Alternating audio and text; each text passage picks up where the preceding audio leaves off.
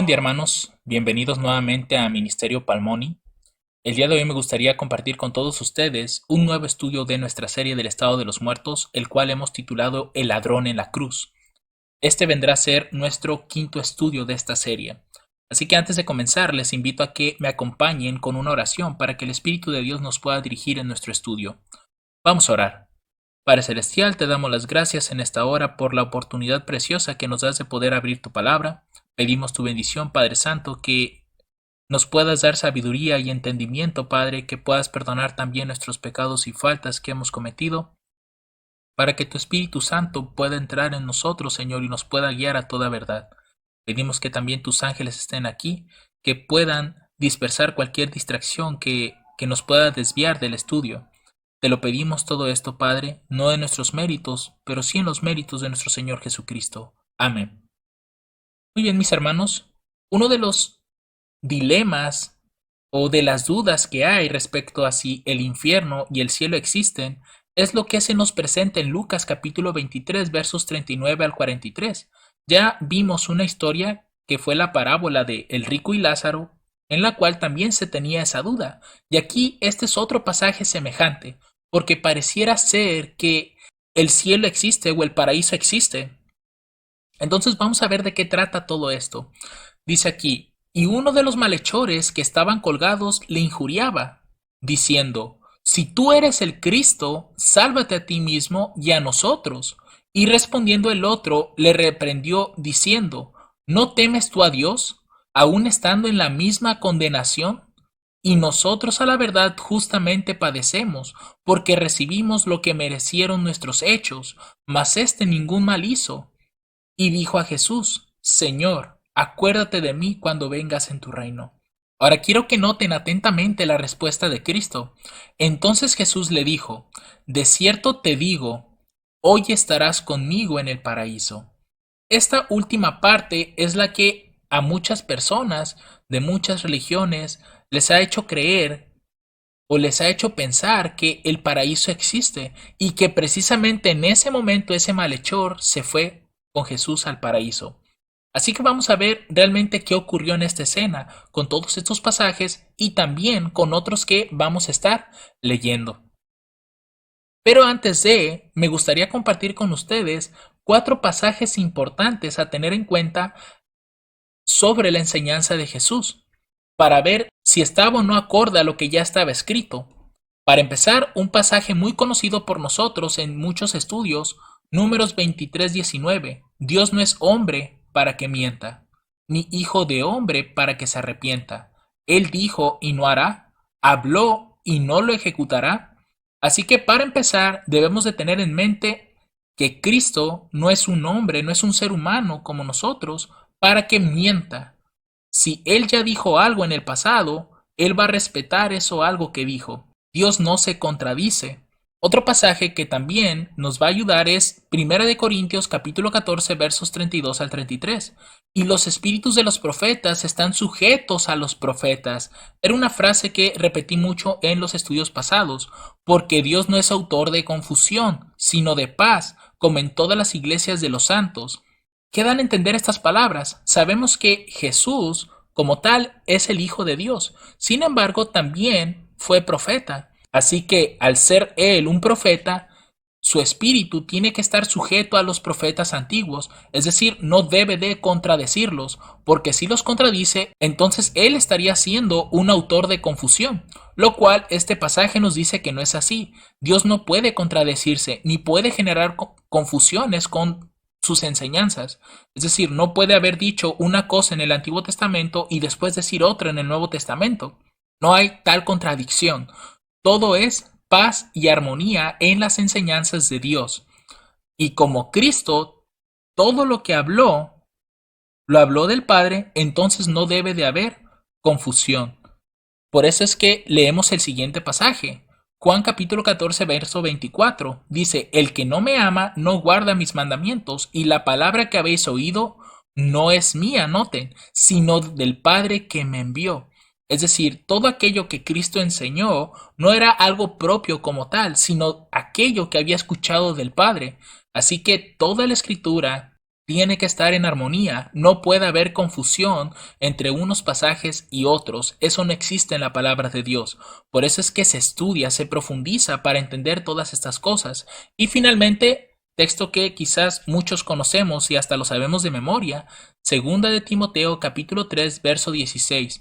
Toda escritura es dada por inspiración de Dios y es útil para enseñar, para redarguir, para corregir, para instruir en justicia.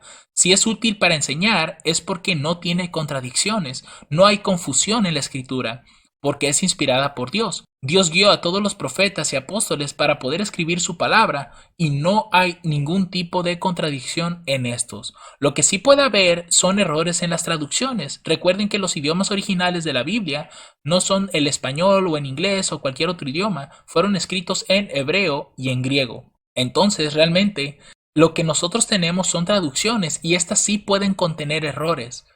Eso es algo que debemos de tener en mente cuando vamos a estudiar la escritura. Saber que no puede haber contradicciones. Y creo que estos 4 pasajes son elementales para entender que Cristo no miente, Cristo está sujeto a lo que ya se había dicho antes, no es autor de confusión, todo lo que Cristo enseñó y habló es porque lo vio en su Padre, lo escuchó de Él, y toda la escritura es una inspiración de Él. Así que vamos a analizar estos pasajes, comenzando por cuando vengas en tu reino. Vamos a enfocarnos en el verso 42 sobre todo, dice, y dijo a Jesús, es decir, el malhechor que se arrepintió le está diciendo a Cristo, Señor, acuérdate de mí cuando vengas en tu reino. Entonces Jesús le dijo, de cierto te digo, hoy estarás conmigo en el paraíso. Si ustedes se dan cuenta en estos pasajes, el malhechor le dijo, acuérdate cuando vengas en tu reino. ¿Y Cristo qué le dijo? Hoy estarás conmigo en el paraíso. Es decir, ese reino, al parecer, iba a ocurrir ese mismo día. Eso es lo que está dando a entender este pasaje, porque fue la respuesta que le dio Jesús al malhechor. Sin embargo, veamos la evidencia bíblica. Hebreos capítulo 4, verso 16, vamos a ver qué tipo de reino fue establecido, porque aquí se habla de un reino, qué tipo de reino fue establecido con la muerte de Cristo. Dice, acerquémonos pues confiadamente al trono de la gracia, para alcanzar misericordia y hallar gracia para el oportuno socorro. ¿Qué es lo que Cristo estableció entonces en la cruz?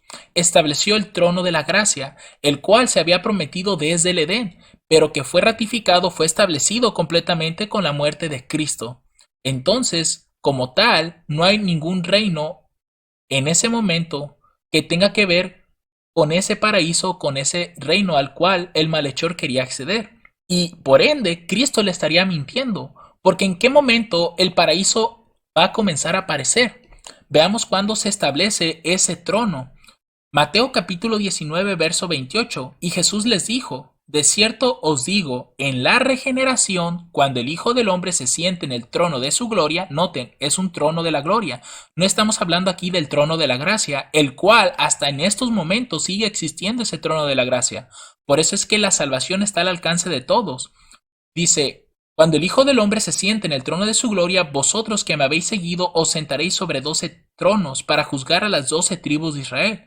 ¿Pero en qué momento? En la regeneración. ¿Qué aparece en la regeneración? El trono de su gloria. Y si está el trono de su gloria, también está el reino de la gloria, el cual es el paraíso.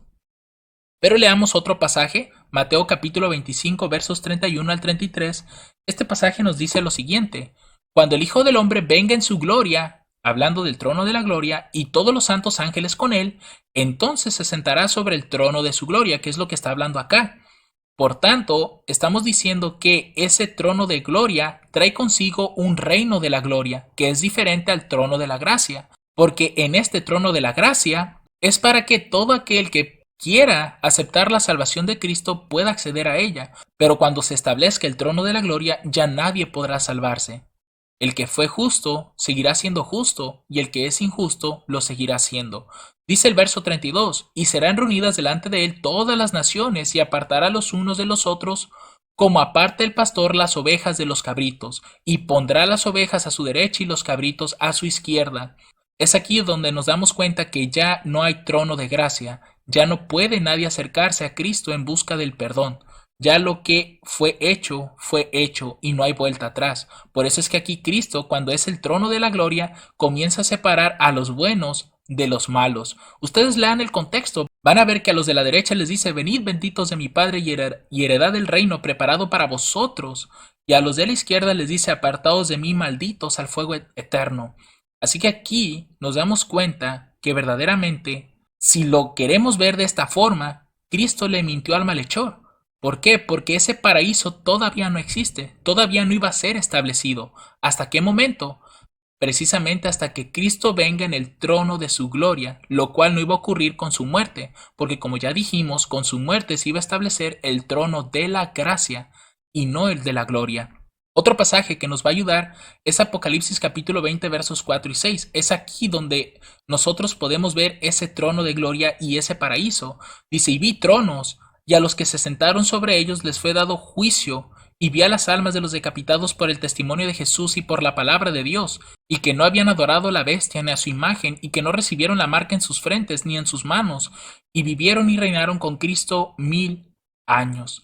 Estos 1000 años ya los habíamos visto en el estudio pasado.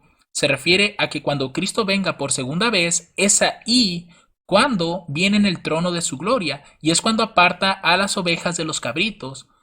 Y aquellos que fueron sus ovejas, los que se pusieron a su derecha, son de los que se habla aquí. Son de los que no aceptaron a la bestia, ni a su imagen, ni aceptaron su marca. Y cuando Cristo venga en esa segunda venida, en ese trono de la gloria, se van con Cristo a reinar por 1000 años al cielo. Mas los otros muertos, es decir, los malos, no volvieron a vivir hasta que se cumplieron 1000 años. Esta es la primera resurrección. Bienaventurado y santo el que tiene parte en la primera resurrección. La segunda muerte no tiene potestad sobre esto, sino que serán sacerdotes de Dios y de Cristo y reinarán con él 1000 años. Con esto, mis hermanos, queda claro que este malhechor, aunque ya no podemos llamarlo así porque claramente se arrepintió, este hombre le dijo a Cristo, acuérdate de mí cuando vengas en tu reino. Entonces Cristo le dice, hoy estarás conmigo en el paraíso. No tiene sentido porque Cristo ni iba a ir al paraíso, ni lo que iba a establecer con su muerte no iba a ser el paraíso, iba a ser el trono de la gracia, y no el trono de la gloria, el cual ya lo hemos visto aquí. De igual forma, leamos otro pasaje para que quede más claro. Apocalipsis capítulo 21, versos del 1, al 7. Dice, y vi un cielo nuevo y una tierra nueva, porque el primer cielo y la primera tierra habían pasado, y el mar no existía ya más. Y yo, Juan, vi la santa ciudad, la nueva Jerusalén que descendía del cielo de Dios dispuesta como una novia ataviada para su marido. Y oí una gran voz del cielo que decía, he aquí el tabernáculo de Dios con los hombres, y él morará con ellos, y ellos serán su pueblo, y Dios mismo estará con ellos, y será su Dios. Y enjugará a Dios toda lágrima de los ojos de ellos, y ya no habrá muerte, ni habrá más llanto, ni clamor, ni dolor, porque las primeras cosas pasaron. Y el que estaba sentado en el trono dijo, he aquí yo hago nuevas todas las cosas, y me dijo, escribe, porque estas palabras son fieles y verdaderas. Y me dijo, hecho es. Yo soy el alfa y el omega, el principio y el fin. Al que tuviere sed, yo le daré de la fuente del agua de vida gratuitamente. El que venciere, heredará todas las cosas, y yo seré su Dios, y él será mi hijo. Todo esto que acabamos de leer representa el paraíso, el cual no era posible que Cristo tuviera acceso todavía, porque estamos hablando, todo esto ocurre después de los 1000 años, y la muerte de Cristo fue muchísimos siglos atrás. Por tanto, no hay ningún punto de comparación aquí. Realmente hay algo que está mal en este pasaje. ¿Pero qué es?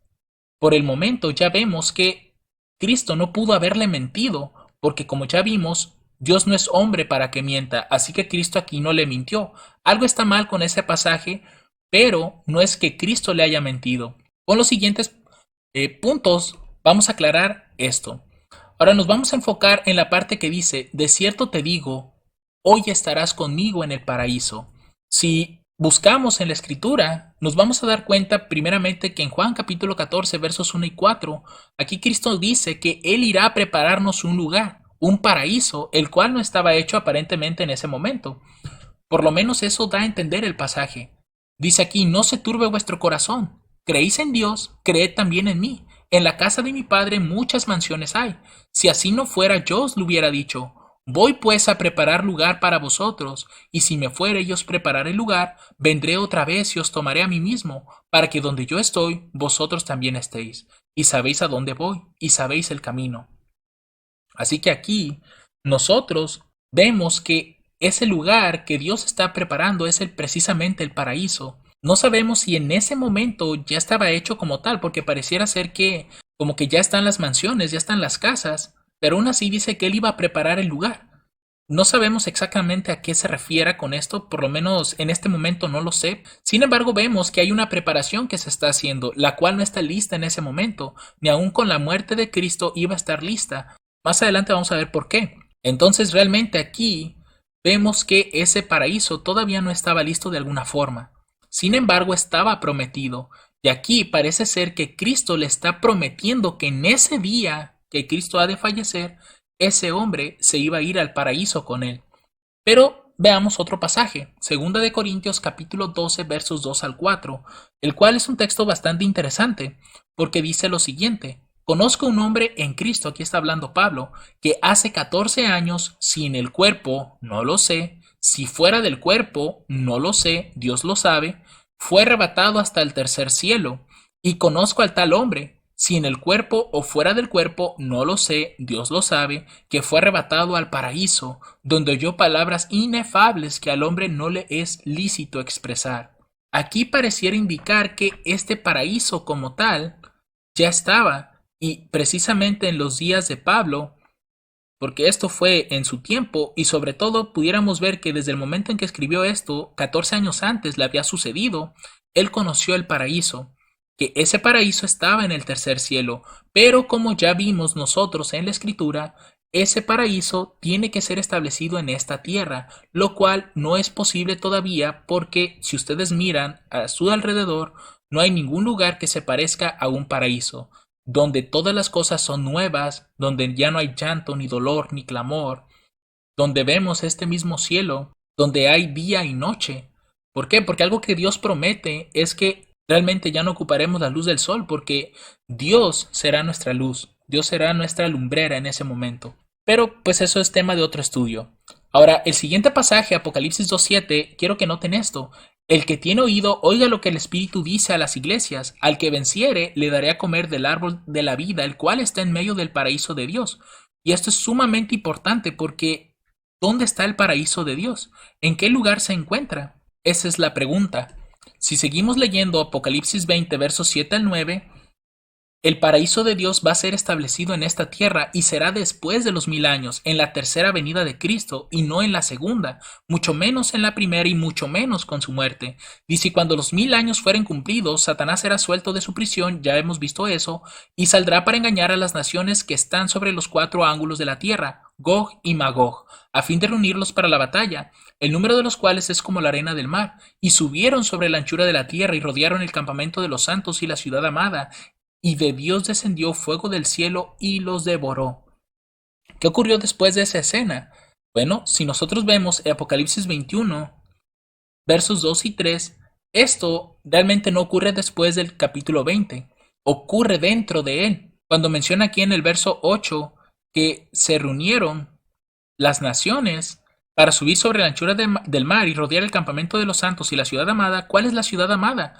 Es la Nueva Jerusalén que se nos describe en los versos 2 y 3 del capítulo 21. Dice, yo Juan vi la santa ciudad, la Nueva Jerusalén que descendía del cielo de Dios dispuesta como una novia ataviada para su marido. Y oí una gran voz del cielo que decía, he aquí el tabernáculo de Dios con los hombres, y él morará con ellos y ellos serán su pueblo y Dios mismo estará con ellos y será su Dios. Aquí realmente el capítulo 20 nos está dando un relato general de lo que ocurre. Y el capítulo 21 nos está diciendo qué ocurre precisamente antes de esa batalla. Es decir, antes de que los hombres comiencen a rodear la santa ciudad, vemos que la ciudad se establece, es colocada en esta tierra. Y después de eso es cuando estos hombres quieren atacar la ciudad, pero Dios hace descender fuego del cielo y los consume. Ahora quiero que noten el lugar donde se va a encontrar, como dice Apocalipsis 2, el árbol de la vida. Apocalipsis 22, 1 y 2 dice, y me mostró un río puro de agua de vida, limpio como el cristal que provenía del trono de Dios y del Cordero. En el medio de la calle de ella y de uno y de otro lado del río estaba el árbol de la vida, noten, que lleva 12 frutos, dando cada mes su fruto, y las hojas del árbol eran para la sanidad de las naciones. Lo que observamos en esto es que ese árbol de la vida estará en esta tierra. ¿Pero hasta cuándo?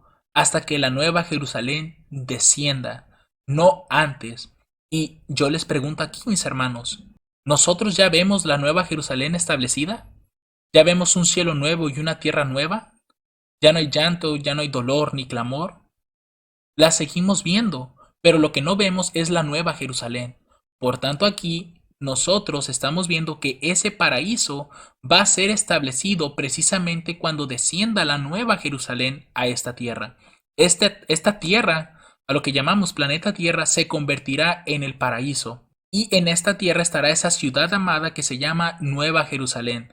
Por tanto, aquí vemos que realmente Cristo pareciera ser que le mintió a esta persona, porque le dijo, hoy estarás conmigo en el paraíso, pero ya vimos que el paraíso aparecerá hasta después de los 1000 años, es decir, en la tercera venida de Cristo. Pero como ya vimos con los primeros pasajes que leímos, Cristo no es hombre para que mienta, no le está mintiendo a este hombre. Entonces, ¿cuál es el problema con este pasaje?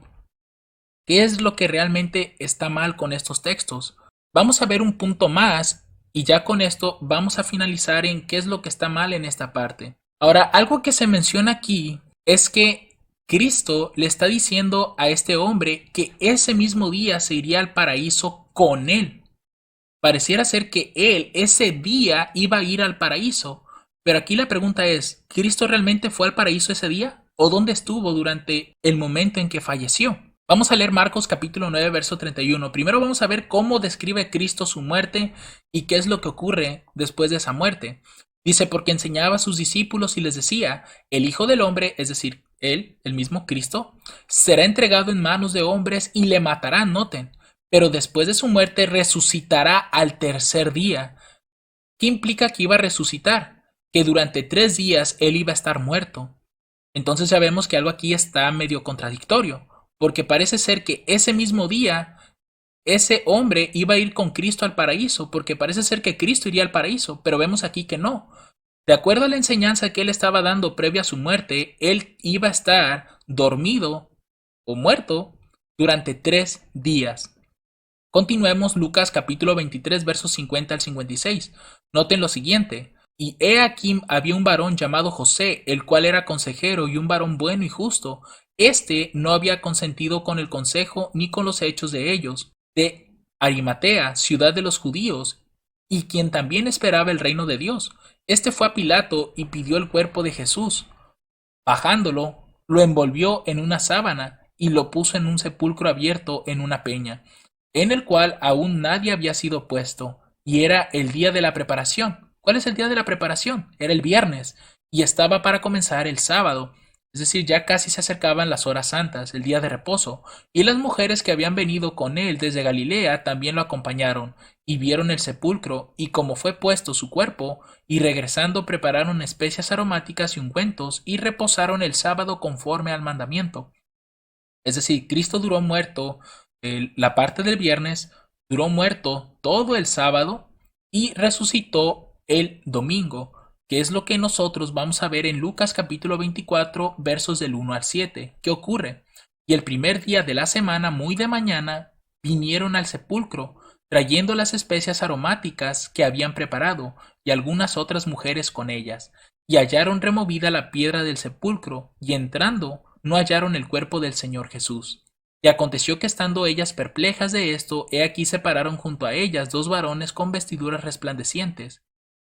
Y como tuvieron temor y bajaron el rostro a tierra, ellos les dijeron, ¿por qué buscáis entre los muertos al que vive? No está aquí, mas ha resucitado. Acordaos de lo que os habló cuando aún estaba en Galilea, diciendo, es necesario que el Hijo del Hombre sea entregado en manos de hombres pecadores, y que sea crucificado y resucite al tercer día. ¿Qué estamos viendo con todo esto?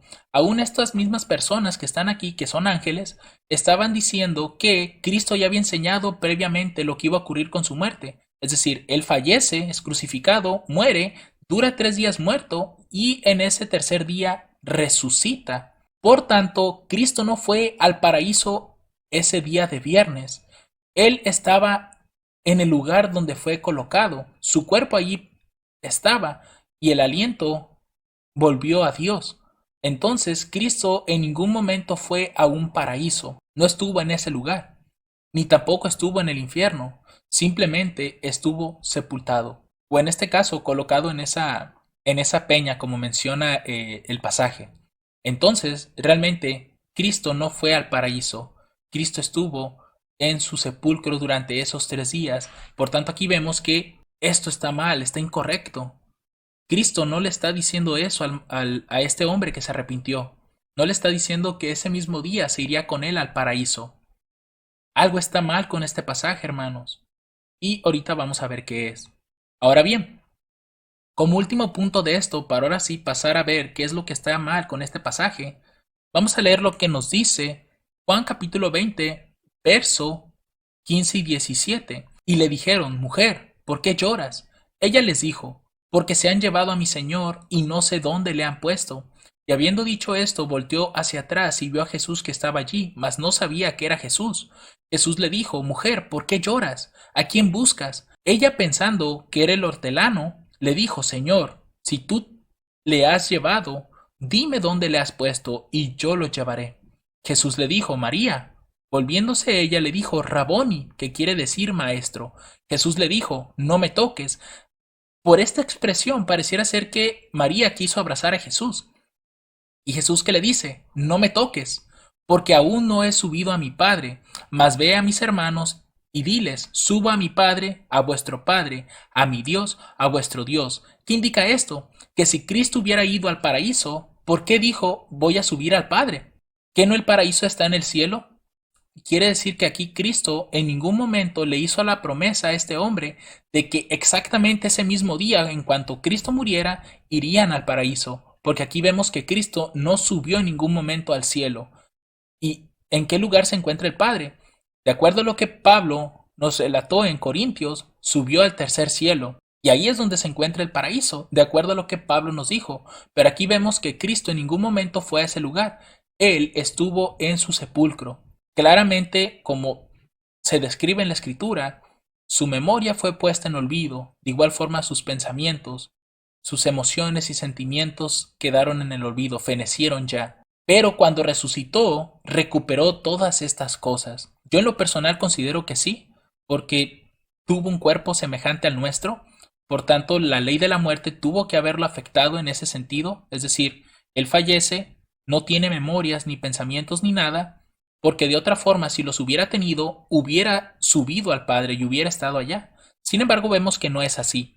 Cristo todavía no subía al Padre, por eso le dijo, no me toques, porque aún no he subido a mi Padre. Es decir, esos 3 días que él estuvo muerto, no fue al paraíso. Aunque sabemos que él era una persona buena, justa, que no hubo pecado en él, claramente se tuvo que haber ganado el cielo, pero vemos que no fue así, no fue al cielo, porque los muertos no van al cielo o al infierno, quedan en ese lugar de sepulcro. Hasta la trompeta final, cuando Cristo venga por segunda vez, es cuando han de resucitar. Pero mientras tanto, todo familiar, amigo o conocido sigue estando en el sepulcro, sigue descansando. Y hasta que Cristo no venga, es cuando Él va a comenzar a separar a las ovejas de sus cabritos, a los justos de los injustos. Entonces aquí la pregunta es, mis hermanos, y para finalizar nuestro estudio, ¿qué es lo que está mal en este pasaje? ¿Por qué parece ser que Cristo le está haciendo la promesa a esta persona que se arrepintió que en ese día estaría con él en el paraíso? ¿Qué es lo que está mal? Veamos un simple ejemplo. Noten la siguiente oración. Viendo a Jesús en la cruz, Judas se suicidó. Veamos ahora esta segunda. Viendo a Jesús en la cruz, Judas se suicidó. ¿Qué diferencia hay entre una y la otra? En la primera parte, en la primera oración, dice que Judas, cuando vio a Jesús en la cruz, Judas se suicidó. Sin embargo, en la segunda, dice que cuando vio a Jesús en la cruz, Judas se suicidó. Es decir, parece ser que Judas se subió a una cruz o algo así y él se suicidó. Y en la primera no dice eso. Está diciendo que Jesús es el que está en la cruz. Y Judas, pues, se suicidó en algún otro lado. Entonces, aquí lo que estamos observando es que la coma cambia completamente el sentido de toda la oración. Y eso es lo que precisamente está pasando aquí. Se omitió una coma. Lo cual nosotros estamos viendo esto aquí en el pasaje, en el verso 43. Entonces Jesús le dijo, de cierto te digo, hoy estarás conmigo en el paraíso. ¿Queda a entender este pasaje? Que claramente Cristo le está diciendo a ese malhechor que se arrepintió que ese mismo día estaría con Cristo en el paraíso. ¿Por qué? Porque no hay ninguna coma. Y recuerden que en la escritura, en el hebreo y en el griego no están las comas. Eso se fue agregando con los años en nuestras traducciones. Entonces, alguien que tal vez tiene la influencia de que una persona buena se va al cielo y una mala se va al infierno, pues le pareció que esta traducción era la más correcta. Hoy estarás conmigo en el paraíso. Sin embargo, si nosotros colocamos la coma precisamente después de hoy, el sentido de la oración cambia completamente y tiene armonía con todos los pasajes que hemos venido estudiando. Entonces Jesús le dijo, de cierto te digo hoy, es decir, en ese momento se le está haciendo esa promesa a esta persona, estarás conmigo en el paraíso. No es que ese día iba a estarlo, sino que ese día se le hizo esa promesa, tú estarás en el paraíso, tú vas a resucitar en la trompeta final. Tu cuerpo corruptible se vestirá de incorrupción y tu cuerpo mortal se vestirá de inmortalidad. Sorbida será la muerte en victoria. Así que mis hermanos, realmente este pasaje no tiene ninguna contradicción con ningún otro pasaje, ni tampoco está enseñando que cuando una persona justa muere, se va al paraíso. En ningún momento se está enseñando esto en este pasaje, ni Cristo está echando mentiras, porque ya vimos que Cristo no es hombre que mienta, ni hijo de hombre que se arrepienta. Así que lo que realmente ocurre con este pasaje es una simple coma que no fue colocada donde es. Así que repito, hermanos, para que quede claro, de esta forma que es en la que normalmente encontramos en la Biblia, da a entender que ese día cuando Cristo muriera, este malhechor también se iba a ir con él, pero al paraíso. ¿Por qué? Porque se arrepintió.